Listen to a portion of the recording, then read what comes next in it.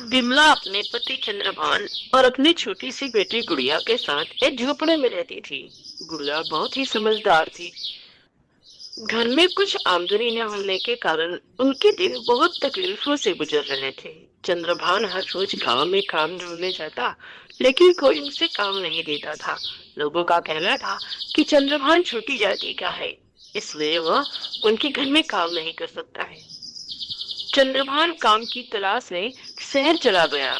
अब तो घर की सारी जिम्मेदारी विमला पर आ गई।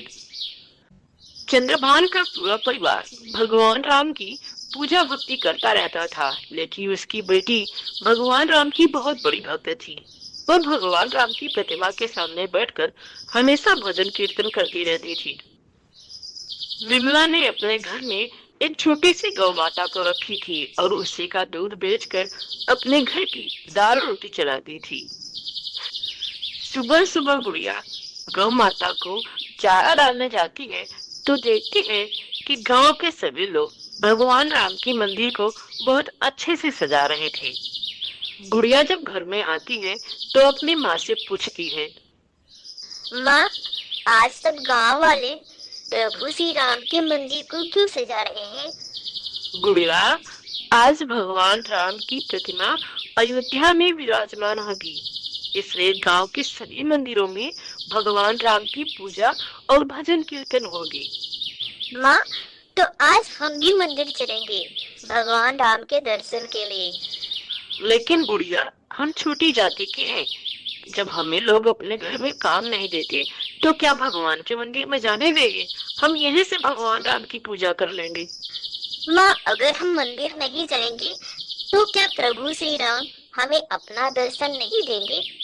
विमला अपनी बेटी को समझाती है और फिर अपना काम करने घर के अंदर चली जाती है।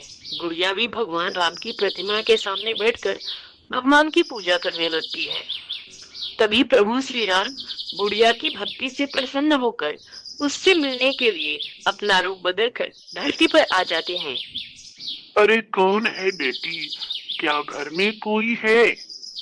अरे बाबा जी, बताइए, क्या सेवा कर सकती हूँ मैं आपकी?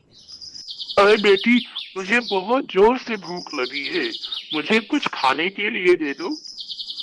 लेकिन बाबा जी, आज तो मैंने और मेरी बेटी ने भगवान राम के लिए व्रत रखा है और हम अपनी गौ माता का दूध ही पियेंगे। अगर आप भी गौ माता का दूध पियो तो मैं अभी आपको लाके दे देती हूँ। बेटी, वैसे तो मुझे दूध दही कंदमूल फल बहुत पसंद है। अगर गौ माता का दूध मिल जाए तब तो बहुत अच्छा होगा। गुड़िया, अरे ओ गुड़िया, जरा बाबा जी के लिए गौ माता का दूध लेके आओ, इन्हें बहुत जोर से भूख रहे हैं।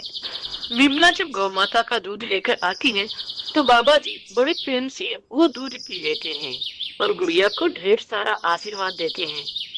बिमला, तेरी बेटी बहुत समझदार है। भगवान इसे कभी किसी चीज की तकलीफ न दे। आज से इसकी सारी इच्छाएं भगवान राम पूरा करे। इतना कह के भगवान राम गुड़िया को आशीर्वाद देकर वहां से चले जाते हैं। उनके जाते ही भगवान ने जिस बर्तन में दूध पिया था वो पूरा बर्तन सोने का हो जाता है और उसमें बहुत सारे सोने के सिक्के भरे होते हैं। यह सब देखकर बिमला और गुड़िया को समझ में आ जाता है कि ये प्रभु श्री राम ही थे जो उनके घर दर्शन देने के लिए आए थे। गुड़िया, गुड़िया देख, ये कोई और नहीं, ये तो प्रभु श्री राम ही थे जो हमें दर्शन देने के लिए हमारे घर पे आए थे, लेकिन हम उन्हें पहचान ना सके। लोग हमें मंदिर में नहीं जाने देते, इसलिए भगवान खुद हमारे घर पे आए थे। उन सोने के सिक्कों से बिमला की सारी परेशानी दूर हो गई। बिमला ने अपने पति को भी शहर से घर वापस बुला लिया। पूरा परिवार भगवान राम की पूजा भक्ति करता और प्रभु श्री राम हमेशा उनकी रक्षा करते। जब ये बात गांव वालों को पता चली कि कैसे प्रभु श्री राम ने बिमला पे अपनी कृपा की, तो वो भी बिमला को मंदिर जाने से मना नहीं करते थे। सारे गांव वाले बिमला की भक्ति की तारीफ करते रहते थे।